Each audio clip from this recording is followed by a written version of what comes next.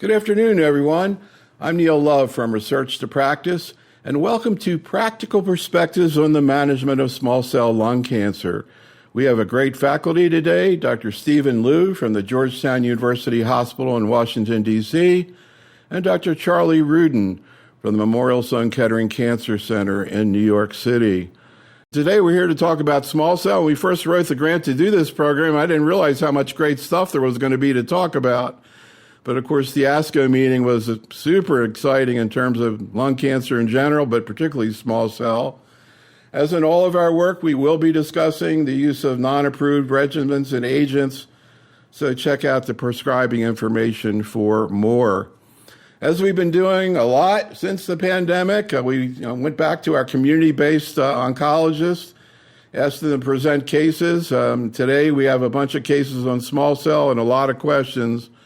And of course, a lot of questions about what happened at ASCO. So here's where we're heading. We have 8 cases we're going to see if we can get to, and we'll break it up in the middle with talking about ASCO and other recent publications and presentations are relevant to small cell. So just to kind of get warmed up, faculty, we have a few, sort of baseline cases before we kind of get into the new stuff, so to speak. This is a patient who actually had a history of rheumatoid arthritis and angiosarcoma of the scalp and was followed up on imaging and found to have a lung nodule. And here's Dr. Rodriguez talking about what happened. So very interesting man. He was 73, former smoker, rheumatoid arthritis. He had a new suspicious 1.2 centimeter lung nodule in the right upper lobe. The patient was referred for a robotic bronchoscopy, and they were able to get a diagnosis of this small cell lung cancer in this tiny lesion in the right upper lobe. So this patient got lucky because we rarely meet patients with stage 1 small cell lung cancer. He had a PET CT and an MRI of the brain that had no extrathoracic disease. So what to do for this patient? So how often does this happen? Should patients get surgery or chemoradiotherapy? He had like a traditional surgery, not a wedge resection. We did a lobectomy for him. And all his lymph nodes, he had about 15 lymph nodes removed that were all negative.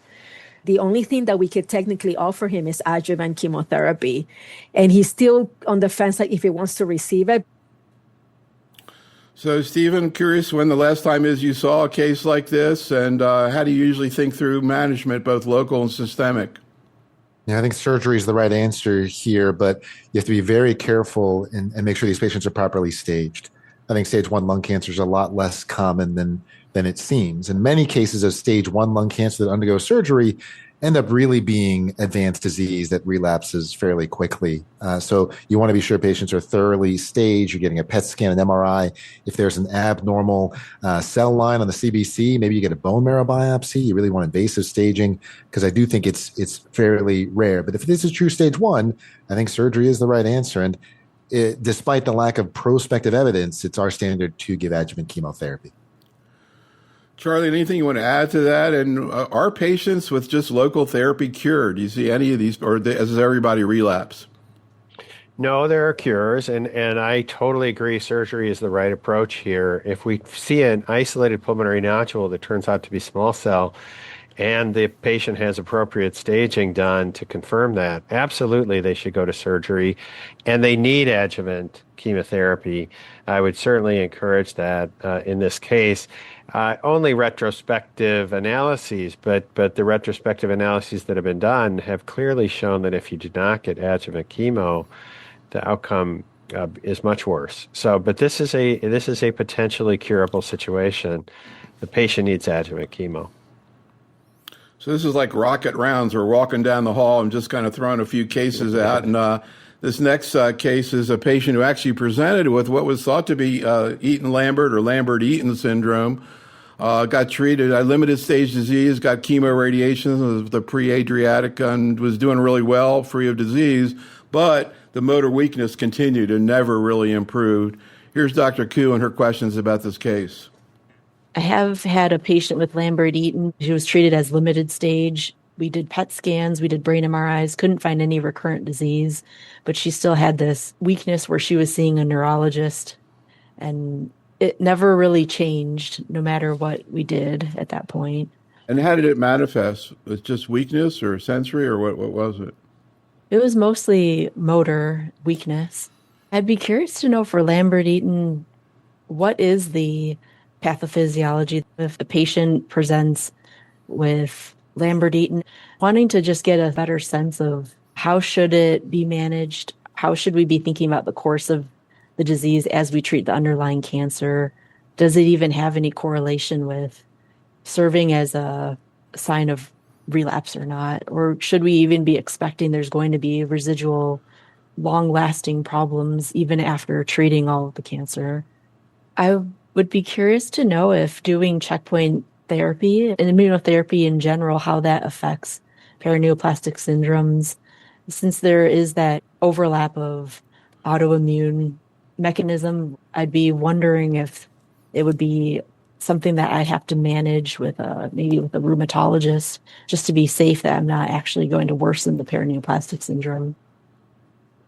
So, Charlie, I remember the first time I saw the first-line IO trials, one of the first thoughts I had was, I wonder what happens if you give an IO to somebody with paraneoplastic syndrome. What do we know about that? And what do we know about Eaton-Lambert syndrome in terms of the pathophysiology? Is it kind of easy to make a diagnosis clinically, or could this patient have maybe some other issue going on?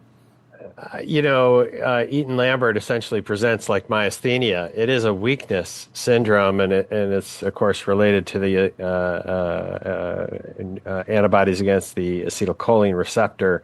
So basically, same kind of pathophysiology we see in myasthenic syndromes. It unfortunately is something where even if the disease is treated, it can really persist.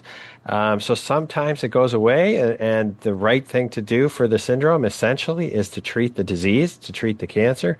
It is a frustrating situation when the patient has essentially NED, but has persistent, neurologic deficits. And we've tried things like IVIG and all the things you can think of. Sometimes some benefit, but often these syndromes are pretty persistent. Unfortunately, this is something the patients end up kind of living with. I have a patient who's quite debilitated, essentially cured of cancer, but with a persistent neurologic problem. The question about whether we give checkpoint inhibitors in this context is a really good one. Of course, the checkpoint inhibitors are mostly stimulating the T cell side of the immune system, cytolytic T cells, CD8 positive T cells, whereas these syndromes, most of the paraneoplastics, are really humoral immunity syndromes. They're antibody mediated. I have given immunotherapy with caution in this sort of circumstance, and I don't know that there has been worsening of the neurologic syndromes, but it's certainly an understudied area. These patients are essentially excluded from the trials that looked at checkpoint inhibitors. So, Stephen, anything you want to add to that? And I guess SIADH is one of the more common paraneoplastic syndromes. In general, Stephen, do you see syndromes like SIADH, correlating with tumor status a little better than what we saw here?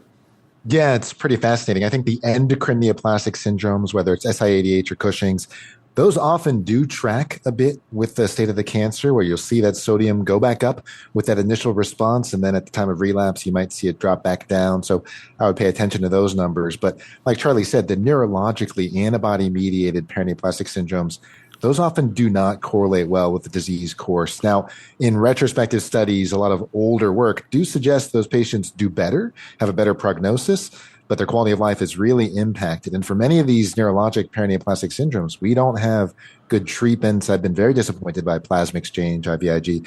Things like for Lambert-Eaton syndrome, though, there is a drug. It's an expensive drug, but if you can get it covered, amifampridine, which is an oral agent that sort of increases acetylcholine release, should be effective for Lambert-Eaton. And so you take it 3 times a day. You may need to take it forever. But it really can improve the quality of life. So if it is Lambert-Eaton and you've got that proximal muscle weakness, that difficulty standing up from a seated position, this may be a case where you want to test for Lambert-Eaton syndrome. And if it's positive, think about giving a try for amifampridine. So Maria in our chat room, somehow there's some kind of mental telepathy thing. She says, How would you treat EGFR lung cancer with histologic transformation? Maria, that's our next case. And, we actually think about, we come a long way with EGFR disease from gefitinib. We spent an entire 2-hour CME program at ASCO just on EGFR mutant lung cancer. But now here's a case which, is not rare in clinical practice. Patient with EGFR exon 19 deletion who gets osimertinib and unfortunately progressed at 11 months. Here's Dr. Rodriguez. This is the last time that I celebrated with a patient that he had an EGFR mutation. He was going to do great.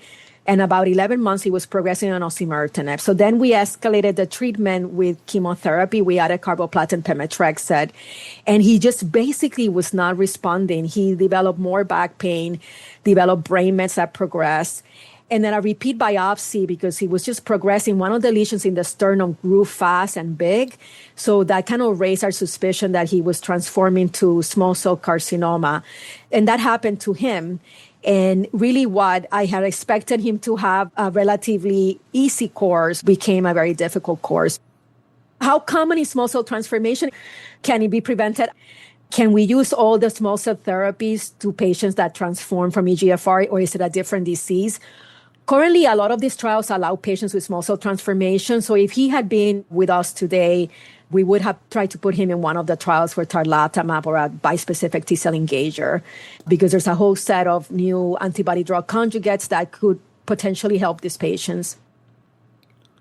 So, Stephen, I am curious about, whether typical therapies used for small cell work with small cell transformation.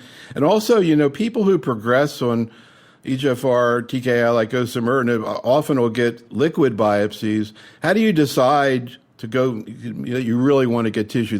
What raises your suspicion? You see RB status or any sort of clues that this is happening? She mentioned this palpable lesion on the sternum, for example. I think whenever you can do a biopsy, it's best to do it because there's not great markers. And, while we do ctDNA very frequently, the detection of, RB and P53 mutations is really neither sensitive nor specific for small cell transformation. We know that if you have P53 and RB at baseline, you have a much higher risk of eventual small cell transformation, maybe a 40-fold plus greater risk. But overall, it's still the minority. It's still estimated anywhere from 15%. Those numbers aren't super reliable just because we don't get as many biopsies as we'd like. But we did look, I think, at Charlie's institution. Dr. Helena Yu looked at giving small cell specific chemotherapy, platinum etoposide, up front to try to kill off those clones maybe and see if you could prevent that small cell transformation. But unfortunately, it just didn't pan out. And I think it's just because we know the risk is there, but we don't have good enough drugs. Charlie, any thoughts? Does tarlatamab work with transformed disease? We don't know that yet, but I think it would be a reasonable strategy to try. What we do know about these transformed cases, they behave a lot like small cell lung cancer, but of course they have a much lower tumor mutation burden. They were EGFR mutant lung cancers, so they may be less responsive to checkpoint inhibitors. But the tarlatamab bypasses, antigen presentation by directly engaging the T cell with DLL3 on the surface of the cancer cell. So I would be really interested to see what the response rate is for tarlatamab for patients like this. We don't have that answer, but I think it's something that is begging to be studied. So one more quick case. I'm not sure how much there is to say, but I am curious what your thoughts are. We saw some years back this issue of trilaciclib. I thought it was kind of cool. I was wondering if it was going to come into other tumors. But anyhow, here's Dr. Koo again with a 66-year-old lady, extensive stage disease, who got trilaciclib but still got grade 3 neutropenia. Here's Dr. Koo. She presented with small cell lung cancer, at least stage T3 and 2, and then also had a brain MRI showing 2 sub 3 millimeter lesions. And so probably some metastatic disease there with symptoms of chest discomfort from a significant burden of disease with unilateral hilar and mediastinal nodal involvement. And she was started on carboplatin etoposide, atezolizumab. She had a very good partial response radiographically, just a few hilar lymph nodes still enlarged, mildly FDG avid on PET scan. And even though she had a really good response, the treatment was somewhat difficult for her. She had neutropenia, afebrile, but still, even breaking through on the trilaciclib, that required additional GCSF support to prevent repeated dose delays. I'm curious what kind of experience you had with trilaciclib in small cell. Yeah, I have used it in all my extensive stage small cells pretty much as soon as I heard about it. I was pretty early adopting, and I found it rare that I would have anyone break through. In fact, a lot of my staff, I had to teach them that in the trilaciclib trial, you could add GCSF because they never had seen a breakthrough before. Wow. So, yeah, so our patients do really well. I'm a believer of it. I'd be really interested in bone marrow suppression protection as a strategy in general. So, Stephen, I didn't get a huge amount of enthusiasm for trilaciclib from the two of you when we were chatting before we got started. Curious what your thoughts are and whether or not this strategy in general throughout oncology, not necessarily this drug, but you think there's any value in it, or maybe it's sort of part of the old school, so to speak. I think there's potential value. It's a fascinating concept, blocking CDK4/6 in this setting, particularly where you have a tumor that's a little less cell cycle dependent. We did see that it reduced the rate of severe neutropenia. I think there's no question, and it's a good supportive medication. There are costs involved with it, and I think it's reasonable to use. I think what's really fascinating, though, is while we think from a safety standpoint, it's nice to preserve neutrophils and platelets, one wonders if could this, preserve some of the T cells that eventually are important for improved efficacy, and that's not been shown. But I think it's a very interesting potential rationale to use the drug. That is really an interesting thought. Charlie? Yeah, I agree. It's not a drug that we honestly use very much, but it is effective at protecting the marrow. It hasn't been shown to improve survival for small cell lung cancer patients, but if it allows, retention of counts and avoidance of infection, that's certainly a good thing. It does come with a cost and some toxicities with it as well. I do think the idea that it might augment immunotherapy is a really interesting one, and again, I think is ripe for investigation. That would really, I think, drive people to want to use this drug more. I would say, neutropenia this is a disease that can affect the marrow. It can infiltrate the marrow. In fact, we used to do bone marrow biopsies back in the distant day to sort of stage this disease. So marrow involvement can definitely be problematic, and that may be the case in the particular case described. All right. Well, that's kind of a warm up for the big stories here. I pulled several papers from ASCO and another one from another meeting that we're going to start out with. At the end of the conference, we have a bunch of other papers, which I don't think we'll get all to, but the audience can check out those. But let's get into the ones. This one wasn't as talked about, Stephen, but I found it very interesting. Kind of trying to repeat what was seen with durvalumab in limited stage disease, now using atezolizumab. And interestingly, the trial was negative. I mean, it's not the first time we've seen a negative trial with one IO and a positive one with another. And there have been a couple that have been atezolizumab in other tumors. I'm not sure what that exactly means. So, Stephen, again, when we look back at the Adriatic study, same strategy, but now durvalumab, you see a benefit in terms of survival as well as progression-free survival. Any thoughts about why this atezo study was negative, Stephen? Yeah, a bit of a surprise. As you mentioned, with Adriatic, the use of immunotherapy after chemoradiation, 0.73 survival hazard ratio, very robust improvement in survival. And one would expect this would translate to really all checkpoint inhibitors because we think they're fairly interchangeable. Are they interchangeable? Or are there some differences? They are different drugs, and it's hard to know if that really accounts for these results, which I think were very surprising. But when you asked Dr. Gronberg himself, why did we see such different results here? His answer was really that the radiation was very different. This was BID radiation. This was a radiation fractionation strategy that many people do think is superior. And with more aggressive, intense radiation therapy, where the outcome's overall better. When you look at that Gronberg study, The control arm did particularly well. The experimental arm did very similar in terms of landmark OS and PFS rates as Adriatic. It was really that control arm that outperformed. And is that because the radiation strategy was better? And should we be exploring twice daily radiation in more of our patients? And I will say it's something that we are doing more at Georgetown. Charlie, any thoughts? Also, there are people cured with limited stage disease just by chemoradiation. Any suggestion that, at least with durvalumab, there's more of a plateau, maybe increased cure rate, or is it too early to say? I think it's a little early to say, but I expect there will be. In extensive stage disease, there's a survival benefit for the addition of immunotherapy, and some of those responses are truly transformative.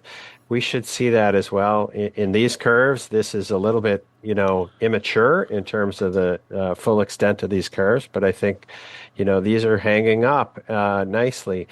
I don't think atezolizumab is a different drug, particularly than durvalumab. I think there are some differences in the study. One being that the trial that was presented at ASCO is phase 2. The Adriatic is phase 3 and a much larger study, a much more robust, powered study for outcome. So, phase 2 doesn't always predict phase 3. Sometimes we get it go the other way. But in this case, I think the phase 2 may have given us the wrong answer, actually, and the phase 3 is more dependable in terms of a conclusion. That's a really good thought. Stephen, now we got a bunch of people with non-small cell, particularly with high PD-1 levels with metastatic disease, are alive, doing well at 5 years. I don't know if we have enough follow-up at this point with IO as first-line therapy. Have you seen small cell patients who survive 5 years with extensive disease? I have. And, while it's not many, and certainly not as many as we'd like, we do see it. And those are patients when they come to clinic, and frankly, they don't come to clinic all that often, but we make sure every fellow gets a chance to see them and talk with them just to reinforce that it is possible and that is the ceiling. And I think that's really the goal now. We want that for more people, though. So we're going to get into the next two papers really look like they're shifting the approach to first and second line therapy of small cell. So it's I think, a practice-changing ASCO for small cell. Here's the first paper, the so-called IMforte trial, now adding in lurbinectinib to atezolizumab as maintenance therapy after chemo IO. And Charlie, we see progression-free survival benefit from LURB, as well as a survival benefit. More, chemo-like side effects, particularly cytopenias, as you would imagine, bringing in chemotherapy in the maintenance setting. And I know, like in the discussant, they said, and therefore, I don't know the exact words, but that maintenance with IO plus lurbinectinib, she didn't exactly say standard of care, but is something to consider in specific patients. So I guess the one thing I've been hearing, Charlie, people talk about is, okay, if the patient has a really hard time with chemo, they're very beat up, they have a lot of symptoms, maybe you want to hold off on the lurbinectinib and go to tarlatamab and maybe come to lurbinectinib later. But what about for the younger patient who gets through chemotherapy well, Charlie? Is this something you would bring up to the patient as an option? Yeah, Neil, I think you're exactly right. For the patient that is a little bit beat up, this certainly would not be a great option. I think those patients need a bit of a break, honestly, from cytotoxic therapy. It's hard to know what to do exactly with this trial because the patients who were enrolled in this trial, most of them never got lurbinectedin if they were on the control arm. So it's bringing lurbinectedin, which is a very active agent, a good chemotherapy drug. We use it a lot in small cell, into maintenance, but without the ability of the patients on the control arm to get it later. So it's really early second line in my mind, bringing in a cytotoxic on top of maintenance immunotherapy. And so it's hard to know whether it's really better than waiting and holding that drug for when you need it down the line. Again, Stephen, we see here also this is now published in The Lancet. So if you want to read that and get into their discussion in terms of what they think this means. Any thoughts about this, Stephen? Is, it was pointed out that not everybody gets the second line therapy, and whether you look at this as maintenance or early second line therapy, again, maybe leave something to discuss with the patient, not, and at least let them become involved. How are you thinking about bringing this into your practice, Stephen? Yeah, I think that you can't discount the survival advantage. When we think of what we're doing, we're taking an active drug, like Charlie said, lurbinectidine is an active agent. We use it in the later line setting. We're moving it up. And so before the study's even done, you expect to improve progression-free survival modestly and to come at the cost of toxicity. And the real question is, does it prolong survival? And here I think showing an OS hazard ratio of 0.73 says that, yeah, it improves survival. And I think, you really hit the main point there is that if you wait till progression, most studies, including this one, including 133, including other phase 3 trials, show that only about half the people that progress get second-line therapy. It's because when this cancer progresses, it often does so in an unforgiving and a violent way. And if we wait until progression, often people have no opportunity to get benefit. So we want to move our drugs earlier. I agree that this is just moving an agent before progression. Other maintenance trials in the past have not shown an OS benefit. I think it has to show an OS benefit to even be considered. And this does show an OS benefit. So I think if patients meet the criteria in the study, it was patients that did not have progression and still had a good performance status after induction, then I do think that this is something we offer. But a reminder that when you give this drug with atezolizumab, lurbinectidine every 3 weeks, you are giving primary prophylaxis with G-CSF.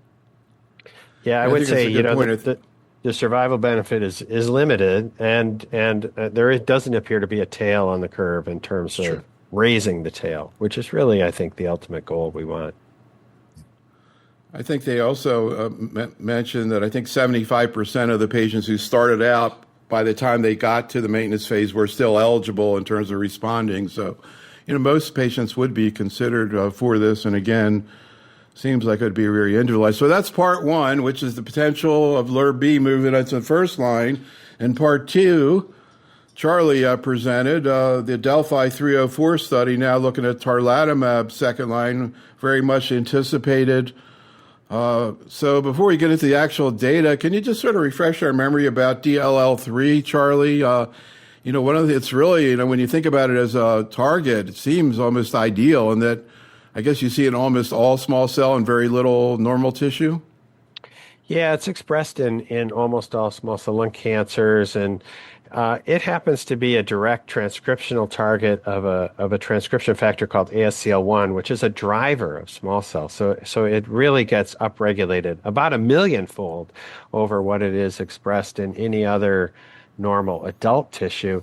And because of that, it becomes cell surface expressed. So it becomes a target, and a very unique target on the cancer cell, really not expressed on any other adult tissues.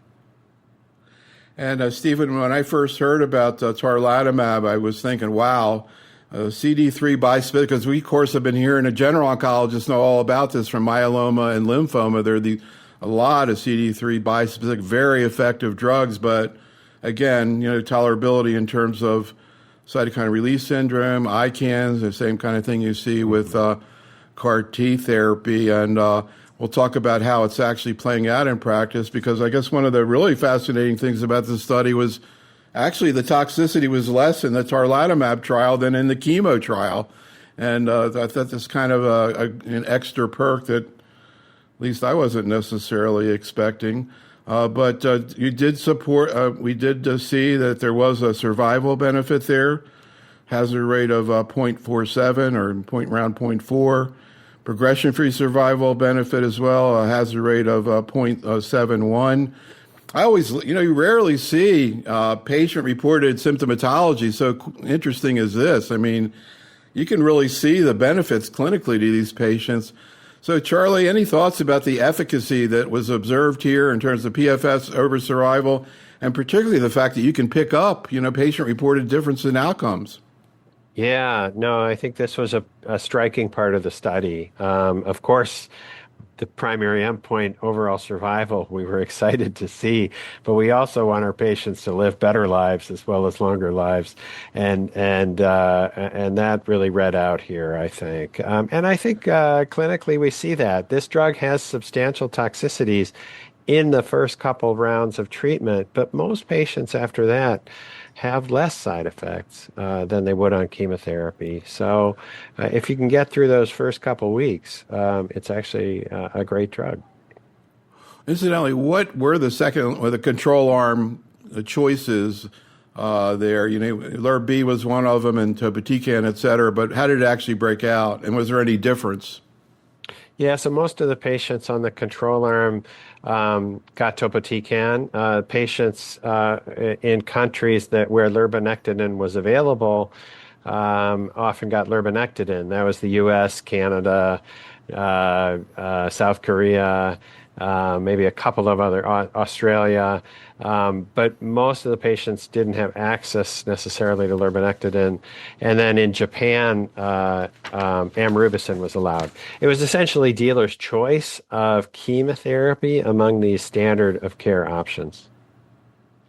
So we'll talk more about how tarlatamab actually plays out in practice, but the safety profile and, you know, what your description was kind of surprised me. I thought it was going to be more of a problem. It sort of reminded me, we were talking about bispecific lymphoma and myeloma. There's a drug that our audience is familiar with, mosunetuzumab, in follicular lymphoma, that seems like it's getting close to being used as an outpatient, community-based docs. And I wonder, I mean, Stephen, do you think that maybe, we'll talk later on about the ins and outs of giving tarlatamab, but can you see a day when a community-based oncologist is going to start tarlatamab, Stephen? Yeah, I think that day's today. I really think that, you know, the efficacy here is very robust, and we shouldn't be afraid to give this drug, but it does require some changes in infrastructure. I think if you're used to giving these CAR T drugs, you're used to dealing with CRS and ICANS. But if you're not, while the overall toxicities are less common, they're different toxicities. It's not chemotherapy tox. So I think it takes some experience. It takes sort of the right setting, but the goal has to be to roll this out to all hospitals, to all practitioners. I was mentioning, Charlie, we have presented a case, again, an oncologist presented a case of using mosunetuzumab, and she did what we hear the investigators doing when she gave the patient steroids to take home. The patient called her, said, I've got a fever. She said, take the steroids. The patient didn't even come in. Do you foresee a day like that when you'll treat low-grade CRS, you know, without even bringing the patient in?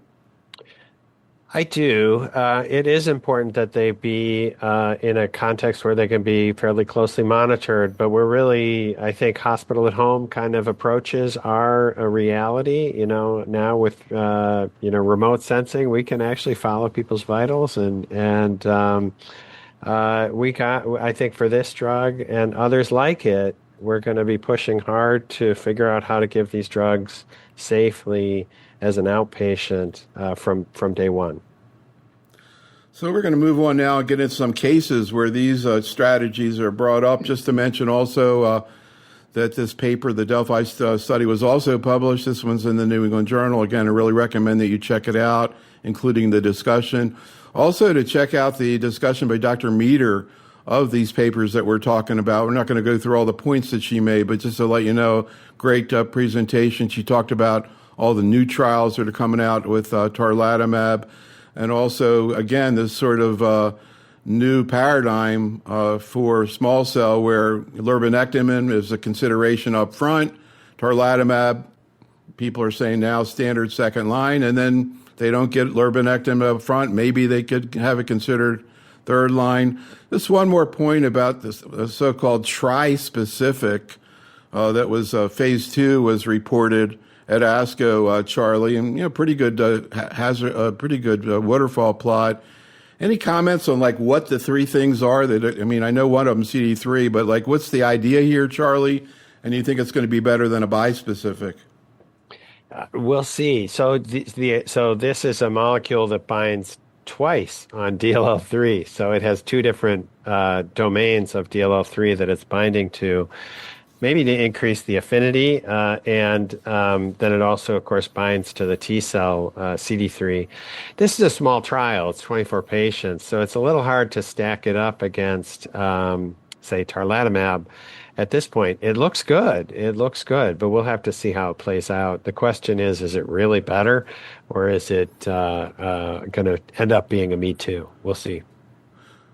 So one more paper slash agent I want to get your take on. And actually, when we think back, to me, when I think back the beginning of the sort of new age of small cell, one of the things I think about was the study that Charlie did on the DLL3 antibody drug conjugate, so-called ROVA-T, that really never played out, I think, because it was very toxic. But at least the study was done. It was kind of like, to me, the first idea that maybe, we're going to see some of these new agents in small cell that we saw in non-small cell.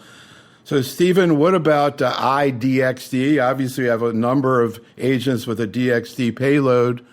Can you talk about the B7H3 target of this ADC and whether you think that maybe this agent, and again, this was presented at the Japanese Society of Medical Oncology, this a study of ifinatamab deruxtecan, and at least, initially it looks like, again, pretty good waterfall plot. It seems to be tolerable. I'm curious, Stephen, what your thoughts are about this ADC and other ADCs in small cell. I think ADCs are going to have a clear role in this disease. I think that the ID8 Lung 1 study, which I think Charlie actually presented initially at WCLC, these data, this is sort of an important update we saw in Japan.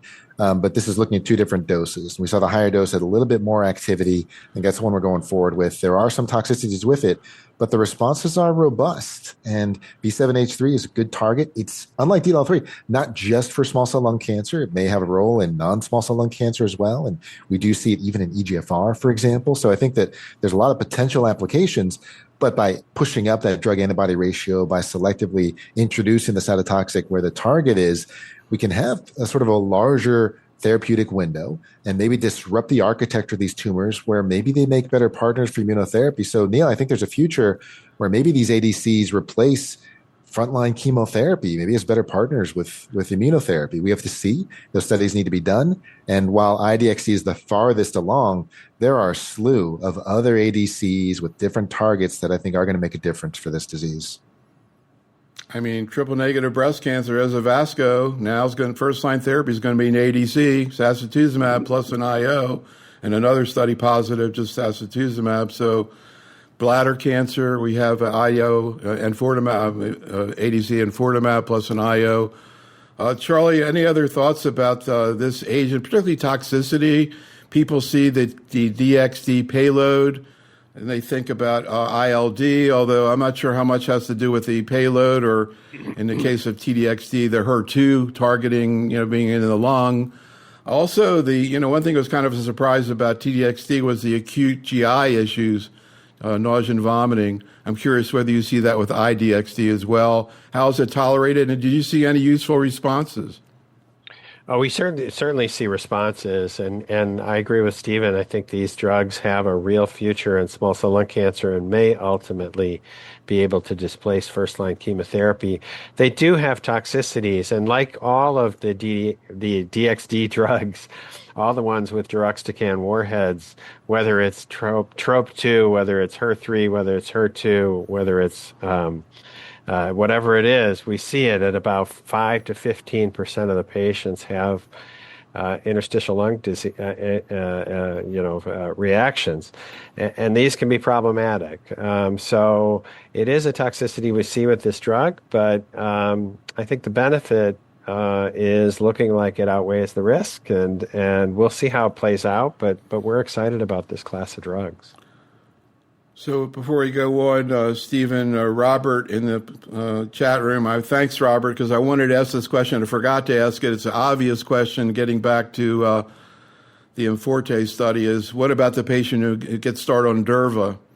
Chemo Durva. Would you add LIRB to Durva? Yeah, I think that conceptually, I don't see much difference between the drugs. And so the benefit, I would think, would extend regardless of the PD-L1. I'd be very comfortable adding lurbinectedin if someone was receiving durvalumab. The only caveat is whether insurance or payers would have a say.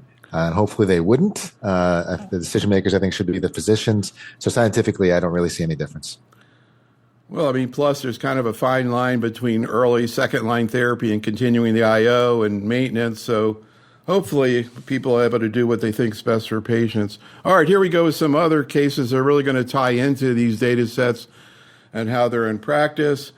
So any case that starts out 85-year-old man with mild dementia and small cell always gets my attention as going to be an interesting experience.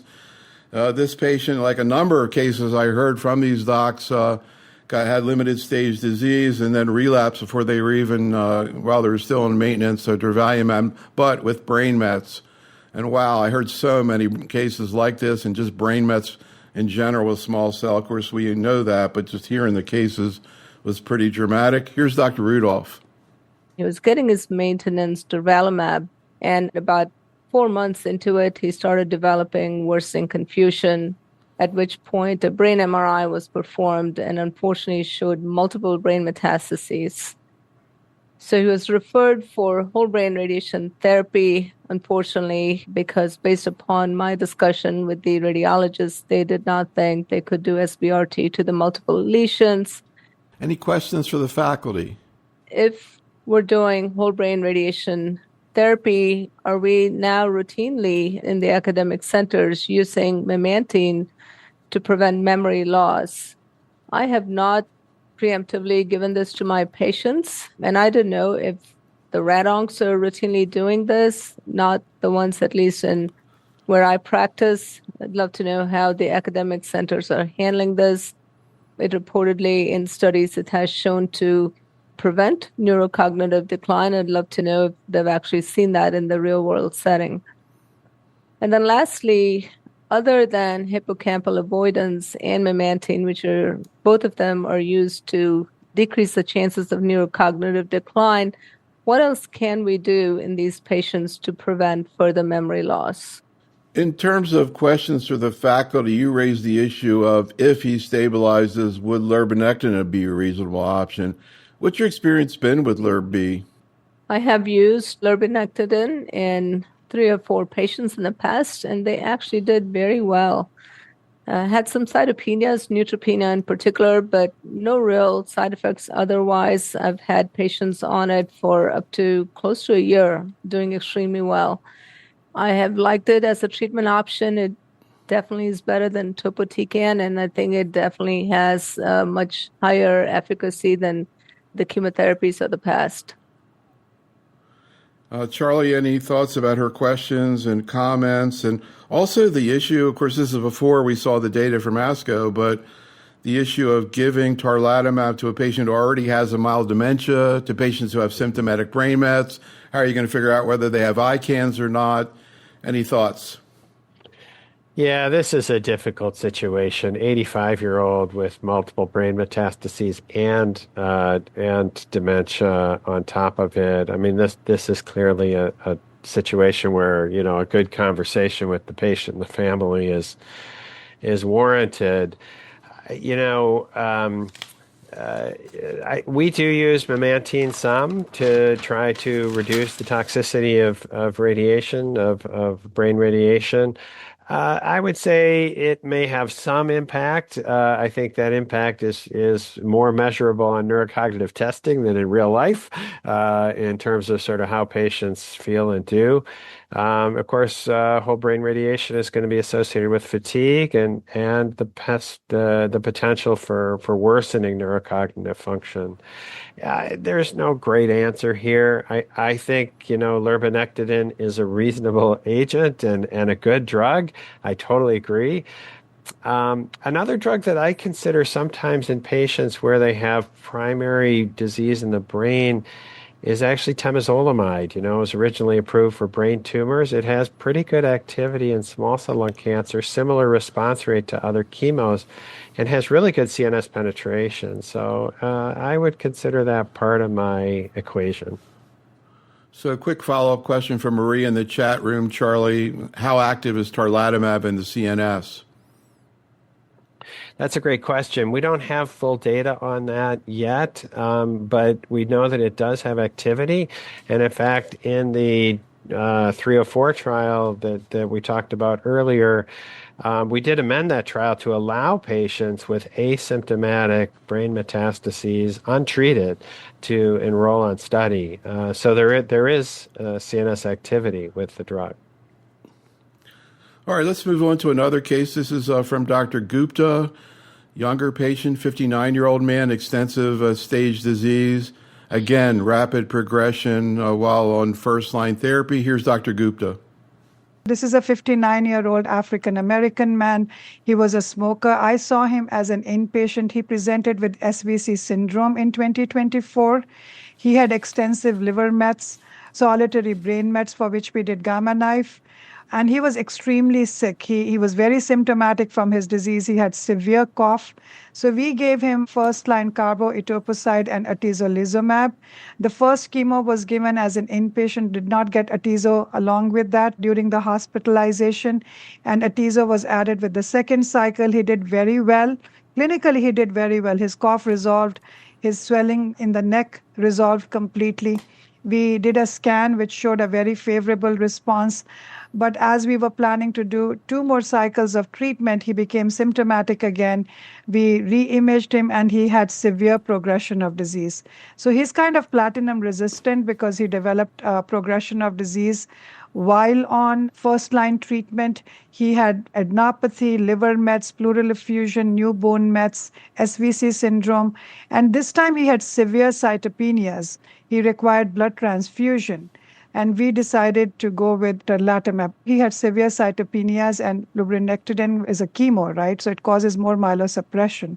So I think one of the questions that we struggled with when he had progression of disease is what is the most appropriate second-line treatment in extensive stage small cell lung cancer? Would it be the lurbinectedin or tarlatamab? Are there any specific reasons why we will choose one over the other?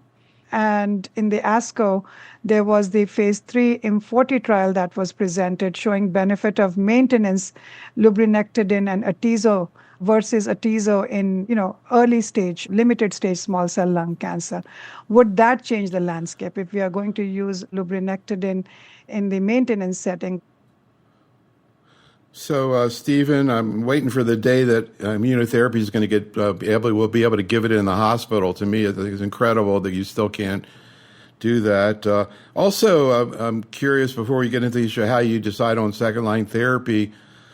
We did a program a few weeks ago with Ben Levy, and I brought up to him a case. Actually, I had just taken the boards in oncology, and this came up on the 3-month thing. I don't want to say exactly what it was. But the issue was, and this case is a good example of first-line treatment of small cell when you have SVC syndrome, and do you always need to go with radiation therapy? They have a lot of systemic disease, and the SVC is not that bad. How do you decide whether to start chemo or radiation, Stephen? And any comments about second-line therapy in this kind of situation?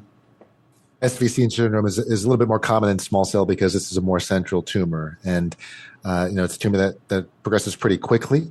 And so often it's a little different from what you see in non-small cell, where maybe it's a little bit slower and you have more collaterals. It's a little more fulminant in small cell. But really your management, I think, depends on your pre-test probability of response. And one thing about small cell lung cancer is, at least initially, it's very sensitive to chemotherapy. And generally, we don't do radiation. I feel I can get a response quicker with chemotherapy than radiation can. So often we'll start with chemotherapy and we see responses fairly quickly. Whereas in non-small cell, the responses to chemotherapy are not quite as robust. There, I do think radiation plays a much bigger role. In terms of your second question, the standard second-line treatment, while, as Charlie mentioned, most of the patients in the Delphi study received topotecan in the control arm, I think it's pretty clear that tarlatamab is the standard of care in the second-line setting. To me, this is the drug we should be using second-line. If you were to receive lurbinectedin in the maintenance setting as in Forte, then tarlatamab would still be the option at the time of progression. The only barriers to tarlatamab use in that second line are really practical, or access. So I want you to listen to this next case of a patient who got tarlatamab and had ICANS. I know it's not very common, but this is a 66-year-old woman who got carboplatin and atezo, radiation therapy, maintenance atezo, then got lurbinectedin, finally got tarlatamab. Here's what happened. Her job was to be a trainer. She was working in a gym. When her face started getting swollen, she actually had kind of the characteristics of SVC syndrome, was found to have a right upper lobe mass of like about 7 times 10 centimeters, so a very large mass. Was admitted to the hospital. She had a EBOS biopsy that shows small cell lung cancer. She had extensive disease outside the chest. She was treated by another physician. They did carboplatin, etoposide, atezolizumab. She did well initially, but then started relapsing in the brain.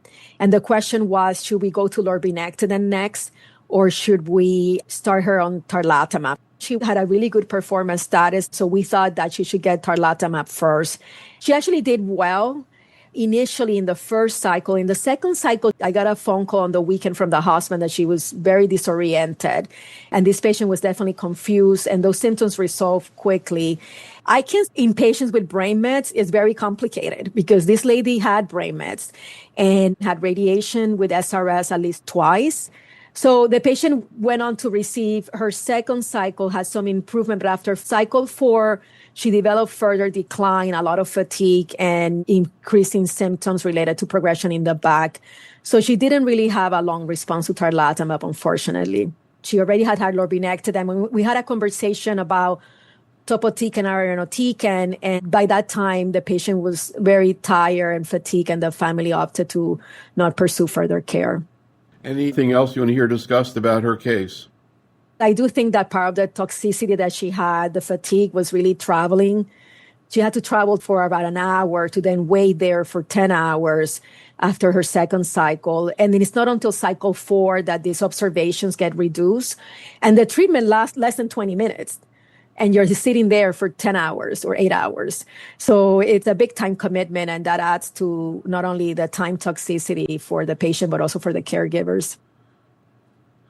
So, Charlie, any thoughts about this case? When you see ICANS, is this typical, and how easy is it to pick it up? How do the brain mets make it more difficult? With CAR T, they have all these questions you're supposed to ask patients to try to pick it up early. So, any comments about ICANS? Yeah, I think the case that Dr. Rodriguez presented is exactly is sort of one that we worry about a lot, which is, patients who have brain mets. It is very difficult to sort out what's drug toxicity, what's disease toxicity, what's radionecrosis toxicity, and what's the interaction between those in patients who are often, elderly as well. So it can be very difficult to sort out. And ICANS, as you know, is kind of a diagnosis of exclusion. That is, if you don't have another good reason the patient is confused, then we say it's ICANS. So it's a difficult diagnosis, and it sounds like the patient had a transient event, which would be consistent with ICANS, got better from that, ultimately died of disease. Stephen, anything you want to add to that? What your experience has been with tarlatamab, and also this issue of these prolonged observation periods? Again, actually, there's less toxicity in the tarlatamab arm than the chemo arm. And in spite of that, these patients, as she points out, really go through a lot in terms of trying to do this observation. Where do you see that heading? And any comments about what you've seen, Stephen, with ICANS? Yeah, we've seen a few cases of ICANS, not that many, fortunately. CRS, I think, is quite common, but over time you become more comfortable with it.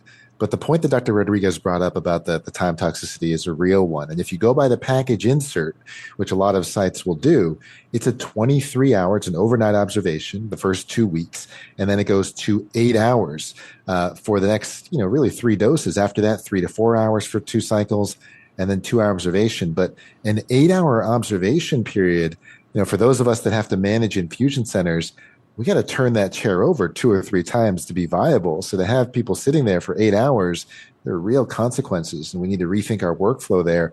I do think that some of those requirements for observation are a little too conservative, and I think over time probably impractical. And over time, I do think this moves to outpatient with less observation. When we think of CRS that we've seen, it's been pretty consistent. We dose the patient, and just like clockwork, about 12 hours later is when you see that CRS, you see that fever.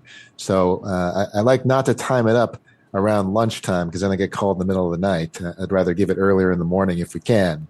But generally, that first dose, we see a little bit of fever. You step up to 10 milligrams. And the next dose, we see also some CRS, but generally the fever is a little bit lower. And then it takes a little bit longer. And hopefully by the third dose, you stop seeing it.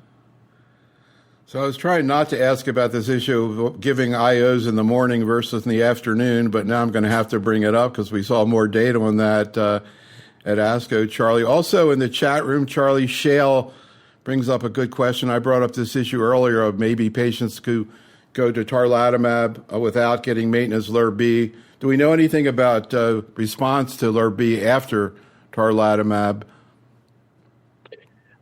So first of all, that was probably the most fascinating presentation at ASCO that I heard. A really dramatic difference in terms of outcome. I don't have a great explanation for it for a drug that, has a half-life measured in weeks. But there must be some kind of infusion peak level that affects things. I don't have a good I don't have a scientific explanation for it, but it was not a subtle difference. I think it needs to be confirmed. It was randomized. It was randomized, controlled trial, well done.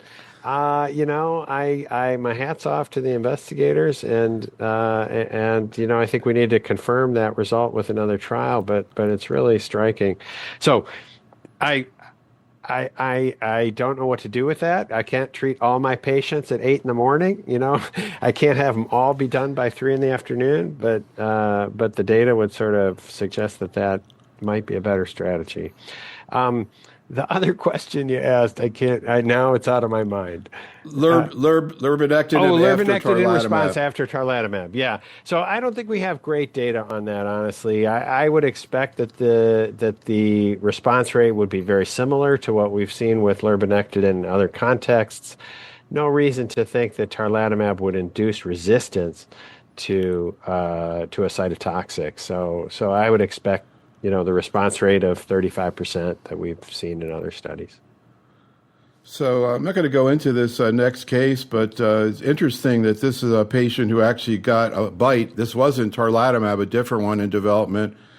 We saw a couple of them, I think, at ASCO with LIRB, and the patient actually is on that protocol right now and doing well, which kind of leads me to the real question. And as I mentioned, there's a whole bunch of great ASCO papers at the end of the slide deck if anybody wants to check it out in the chat room. But I got to ask, because this sort of popped into my mind, Stephen, any predictions about how we're going to be treating small cell like in 2 years? You think tarlatamab is going to end up as part of induction, part of maintenance? Where do you think LIRB is going to come in? Any new agents, IDXD in maintenance setting? Any predictions? I would predict that when we look at these T-cell engagers, they're powerful, but they seem to work better when there's lower disease burden because you have a better ratio of molecule to target. So my prediction, if I'm being bold, ADC plus checkpoint inhibitor followed by tarlatamab maintenance. I think that's a strategy that we might see pop up. I don't know about 2 years. How do you like that, Charlie? I like that. How about that, I think that is where the field is going. I think 2 years is optimistic, but I think we're heading in that direction. So, Charlie and Stephen, thank you so much. This hour just flew by. I think we got to spend 2 hours talking about this, but hopefully people at least know what some of the issues are. And audience, thank you so much. Have a great day. Thanks so much, Stephen. Thanks, Charlie. Absolutely. See you later.